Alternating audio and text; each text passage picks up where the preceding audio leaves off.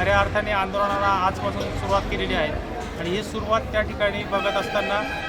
कृषी उत्पन्न बाजार समिती चांदवड समोर रस्त्यावर त्या ठिकाणी रस्त्याचा चांदवड मनमाड जो रस्ता आहे तो अडून त्या ठिकाणी शासनाला त्या ठिकाणी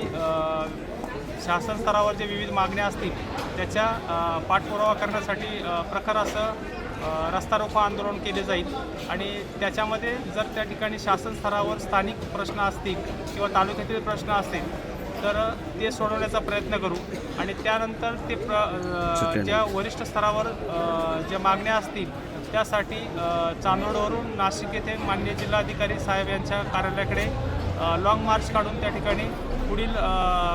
नियोजन केले जाईल। धरणे आंदोलनामध्ये आज आमचे महत्त्वाचे विषय कांदा प्रश्न, कांद्याचे जे कांदा भाव जो सतत पडत आहे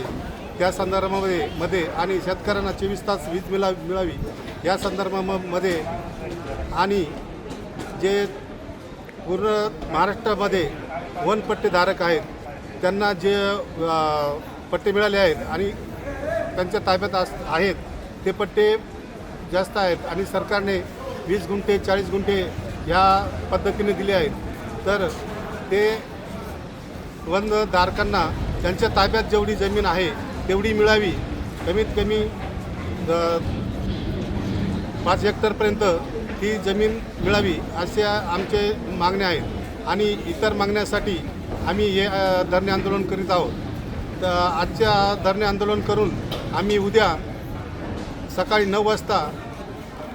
रस्ता रोको करणार आहोत। रस्ता रोको करून आम्ही स्थानिक प्रश्न सुटतील अशी अपेक्षा करू आणि जे वरच्या लेवलचे प्रश्न आहेत ते सोडवण्यासाठी आम्ही उद्या नाशिक कलेक्टर ऑफिसमध्ये जिल्हाधिकारी कार्यालयाकडे कूच करणार आहोत।